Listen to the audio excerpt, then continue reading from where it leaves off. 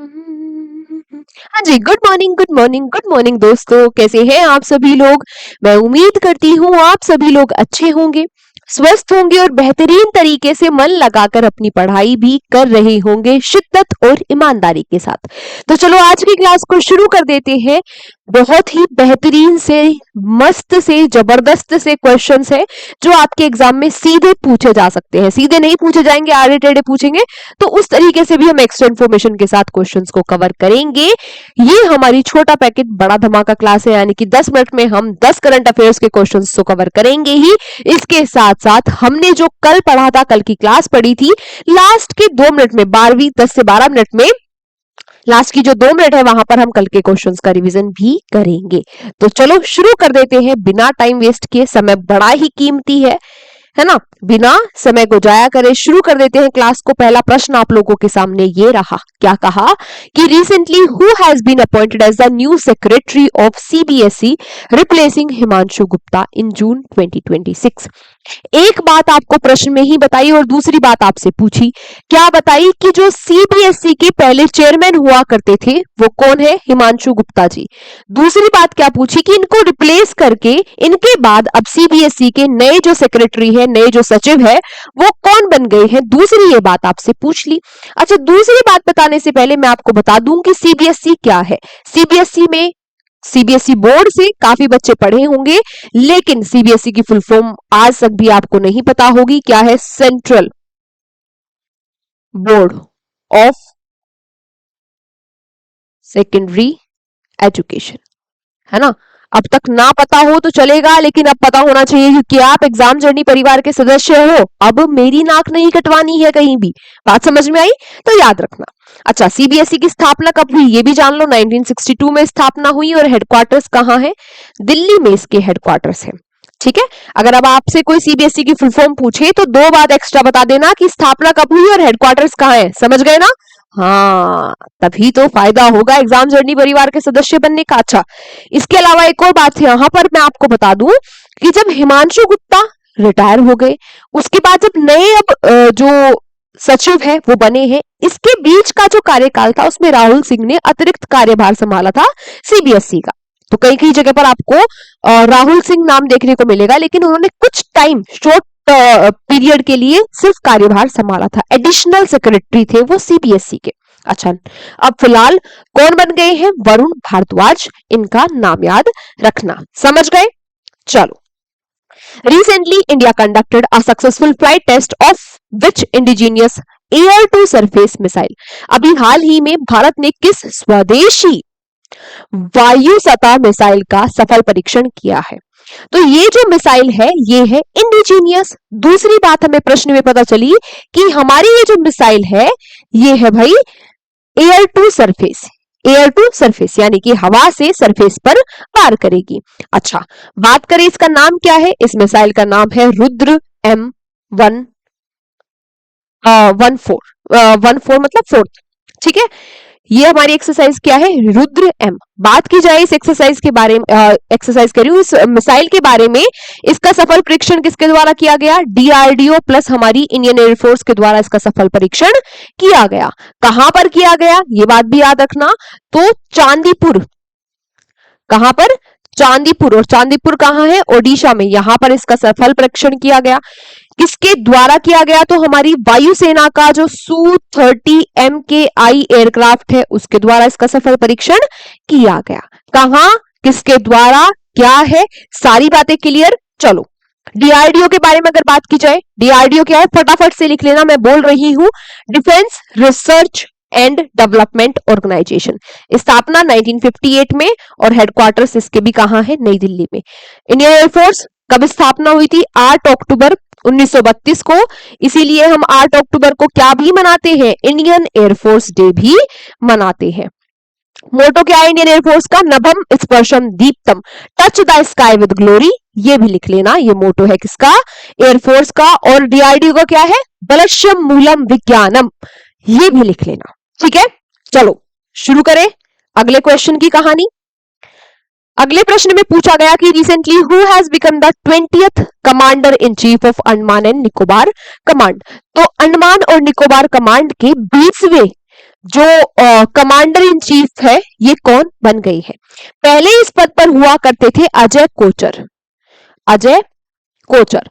लेकिन आप सभी लोगों को भली बात ही पता होगा, कल की क्लास में ही हमने पढ़ा था कि अब ये वाइस चीफ, उप प्रमुख बन चुके हैं हमारी नेवी के।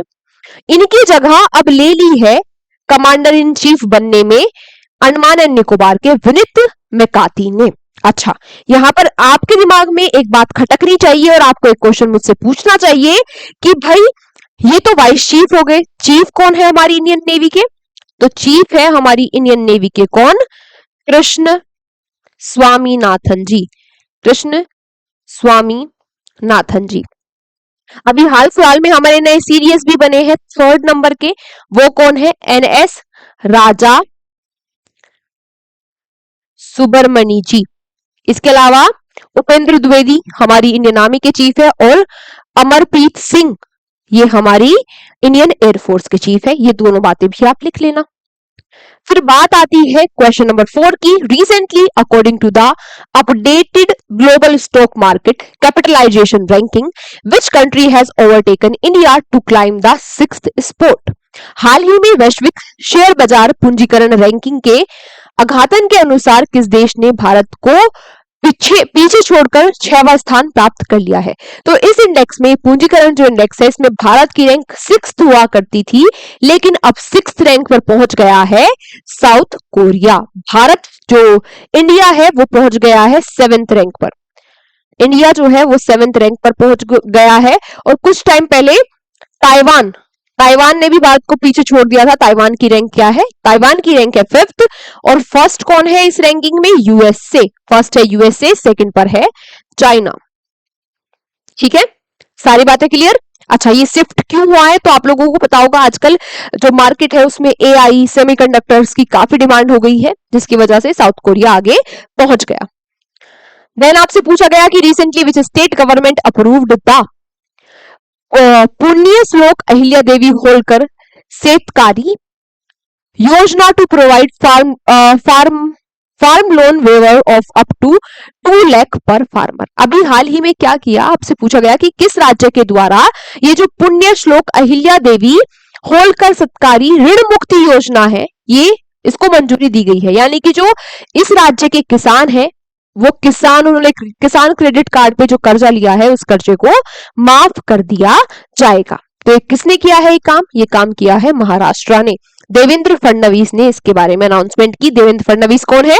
महाराष्ट्र के मुख्यमंत्री। Recently what is Google's much discussed debug program related to? तो ये जो गूगल का बहुत ही चर्चित डीबग प्रोग्राम है, ये किससे संबंधित है? ये प्रोग्राम भाई संबंधित है किससे? Prevent mosquito borne disease. तो जो मच्छरों से होने वाली बीमारियां हैं उनको रोकने के लिए ये प्रोग्राम है क्या ये प्रोग्राम? तो ये प्रोग्राम गूगल ने शुरू किया है यूएसए में। यूएसए में भी कहा? यूएसए के कैलिफोर्निया और फ्लोरिडा। ठीक है, कैलिफोर्निया और फ्लोरिडा में ये शुरू किया है। इसमें होगा क्या? 32 मिलियन जो मच्छर है, जो मॉस्किटो है, जो कि जेनेटिकली मॉडिफाइड है, उनको छोड़ा जाएगा। 2 साल का इसका क्या रहेगा? टाइम पीरियड रहेगा। ये जो 32 मिलियन मच्छर हैं ये छोड़े जाएंगे। इनका काम क्या होगा? इनका काम होगा जो जनसंख्या है मच्छरों की, उसको, पॉपुलेशन को कम करना इसका काम होगा। यानी कि एक परमानेंट सॉल्यूशन निकालना है कि ऐसे मच्छरों की दवाई छिड़क के उन्हें मारने से अलावा कि भाई ऐसे वाले दूसरे वाले मच्छर छोड़ो जिनके उनकी ये क्या होंगे? मेल मच्छर होंगे जिनको छोड़ा जाएगा। इससे क्या होगा कि रिड्यूस हो जाएगी किसकी प्रजाति? मच्छरों की, जिनकी वजह से रोग फैल रहे हैं, जैसे कि चिकनगुनिया हो गया, मलेरिया हो गया। तो इन मच्छरों को रोकने के लिए ये प्रोग्राम है गूगल का। Then recently which national park has launch the first eco shop, यानी कि e shop to empower local artisans and womens self help group. हाल ही में किस राष्ट्रीय उद्यान ने स्थानीय कारीगरों और महिला स्वयं सहायता समूह को सशक्त बनाने के लिए अपना ई शॉप शुरू किया है? तो ये ई शॉप शुरू किया है काजीरंगा नेशनल पार्क में। और ये नेशनल पार्क है कहां? ये नेशनल पार्क है असम में। Then what is the name of mission launched to promote Assam's famous muga silk? Muga silk जो है, पहली बात हमें पता चली ये कहां की है? असम की है। कहाँ की है? असम की है, सीधा प्रश्न पूछा जाएगा। तो इसको ग्लोबल ब्रांड बनाने के लिए एक मिशन शुरू किया है असम के सीएम ने। उसका नाम क्या है, मतलब वो मिशन जो है उसका नाम क्या है आपसे पूछा गया। ये है मिशन सेन हजोरी, मुगा सिल्क को ग्लोबली फेमस करने के लिए, एक लग्जरी बनाने के लिए। Recently, who has taken oath as the 12th women judge of Supreme Court in June 2026? तो 12वीं महिला जज बनने जा रही है सुप्रीम कोर्ट की। कौन कौन बनी है? जस्टिस वी मोहना जी। इनको ओथ किसके द्वारा दिलाई गई? इनको ओथ दिलाई गई सीजेआई के द्वारा, यानी कि चीफ जस्टिस ऑफ इंडिया के द्वारा। आज आप लोगों का क्वेश्चन फॉर यू यही है, आपको मुझे बताना है कि सीजेआई कौन है भारत के। ठीक है, ये बात आपको मुझे कमेंट बॉक्स में बतानी है आज क्लास के बाद। Next question, recently where will the second meeting of BRICS culture working group be held? तो आप लोगों को पता ही होगा, मैंने आपको बताया कि ब्रिक्स की जो मेजबानी है, होस्टिंग है, इस बार भारत कर रहा है 2026 में। तो इससे रिलेटेड काफी सारी मीटिंग्स भी हो रही है। अभी हाल ही में ब्रिक्स की सांस्कृतिक कार्य समूह की दूसरी बैठक हुई है। कहां पर हुई? वाराणसी यूपी में हुई। इसके अलावा ब्रिक्स की 13th बैठक भी हुई अर्बनाइजेशन पर। अर्बनाइजेशन पर ये कहां पर हुई है? ब्रिक्स की 13th बैठक ये हुई है भाई नई दिल्ली में। ये बात भी आप लोग याद रखना। एक एडिशनल क्वेश्चन फॉर यू आज और ले लो। कल मैंने आपको ब्रिक्स के बारे में सारी बातें बताई थी, तो रिवीजन के तौर पर आज आप सारी बातें कमेंट बॉक्स में मुझे बता देना क्लास के बाद। ठीक है, चलो फटाफट से कर लेते हैं कल के प्रश्नों का रिवीजन। और कल के प्रश्नों का रिवीजन ये क्या हुआ भाई? अच्छा, फर्स्ट वाले यहां पहुंच गए, चलो कोई बात नहीं, पहले से ही शुरू करते हैं कि अभी हाल ही में इजराइल ने क्या किया? लेबनान के एक किले पर अपना कब्जा कर लिया। उस किले का नाम क्या है? View fort. फिर आपसे पूछा गया कि जो FIH की हॉकी वुमेन्स नेशनल कप है ये कहां होगा? न्यूजीलैंड में होगा। मीशो ने अभी लॉन्च किया है प्रोजेक्ट शिखर। ठीक है, किसके साथ मिलकर लिस्ट करेंगे कंपनियों को प्रोजेक्ट शिखर में? BSE बॉम्बे स्टॉक एक्सचेंज के साथ मिलकर। फिर आपसे पूछा गया था कि ब्रिक्स की डिजास्टर रिस्क रिडक्शन जो मीटिंग है वो कहां हुई? भुवनेश्वर में हुई। 39th नेशनल गेम्स जो अगले साल 2027 में होंगे उनकी मेजबानी कौन करेगा? मेघालय। 38th कहां हुए? उत्तराखंड में हुए हैं। देन आपसे पूछा गया था कि सुमन जो कि एक बहुत ही फेमस गायिका थी, इनका निधन हो गया। इनको किस वर्ष पद्म भूषण से सम्मानित किया गया था? इनको 2023 में पद्म भूषण मिला था। Which Indian was honoured as the food and agriculture organisation soil farmer hero? तो FAO का सोइल फार्मर हीरो किसको बनाया गया 2026 में? वल्लुवन को, तमिलनाडु के हैं, कोकोनट की खेती ये करते हैं।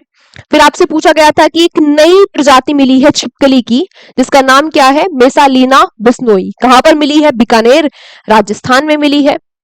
देन आपसे अगला प्रश्न था कि टेबल टेनिस की यंगेस्ट जो विनर है वो कौन बन गई है? किसकी? Table tennis WTT feeder women singles title की। कहां हो रहा था ये हो रहा था भाई कहां पर? कोसोवा में हो रहा था। तो इसकी सबसे युवा विनर बन गई है दिव्यांशी भूमिका। अंतिम प्रश्न था आप सभी लोगों से कि अभी हाल ही में एक ड्रोन को सक्सेसफुली टेस्ट किया है इंडियन आर्मी ने, वॉर लाइक सिचुएशन में टेस्ट किया गया। इसको नाम क्या है? इसका दिव्यास्त्र MK1 इसका नाम है। तो आज की क्लास हमारी यहीं तक थी। Thank you so much everyone class में अंत तक बने रहने के लिए। इस क्लास की PDF आपको हमारे नए वाले टेलीग्राम चैनल पर मिल जाएगी, जिसका लिंक आपको मिल जाएगा नीचे कमेंट बॉक्स में, PDF का लिंक। तो वहां से जाकर आप लोग PDF ले लेना।